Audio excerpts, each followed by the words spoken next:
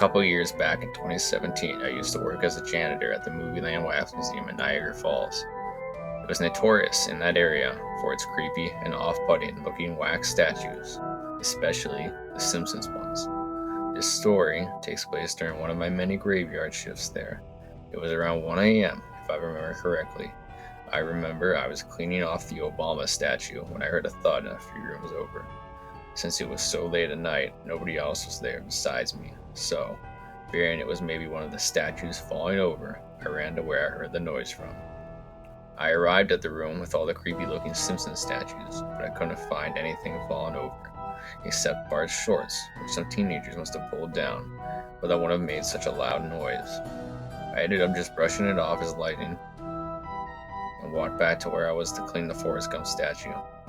About 10 minutes had passed, and when I started hearing faint talking through the walls, it could have been some customers now that I think about it, since the place was still technically open, but I remember them sounding distinctly like the Simpsons characters talking. I just decided to ignore it and put my earphones back in to listen to music. I ended up getting really into the music and cleaned for like 40 minutes straight without any interruptions. That was, until I felt a sudden tap on my shoulder. I pulled my earphones out and whipped around to see who it was, but nobody was there. I swear I felt something touch my shoulder though.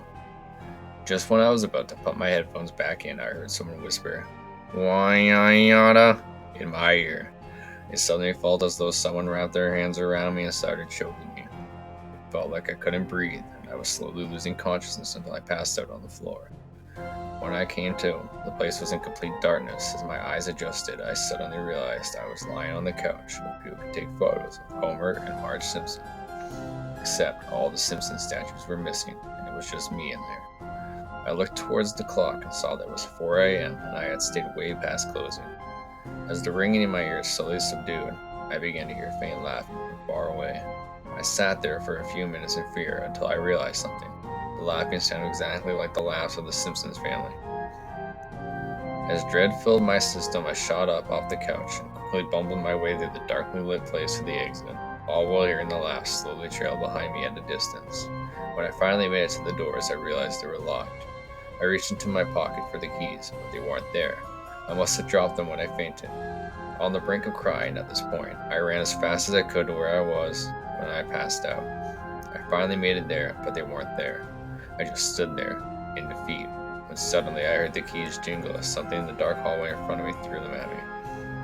I felt so scared I could throw up, my body going into autopilot at this point. I picked up the keys and ran back to the door as fast as I could. The whole time I heard heavy sounding footsteps chasing behind me. I made it to the doors and unlocked them as fast as I could, tumbling over the turnstile and out onto the Clifton Hill street. The nighttime air hit me as I began hyperventilating. I looked around and all the lights in the strip were out. No one was there either, which was abnormal for Clifton Hill at any time of day. As I crossed the street, I finally gained the courage to look back at the wax museum. Standing just in front of the entrance, waving at me, was the wax figure of Homer Simpson, his eyes blackened and dripping with red wax.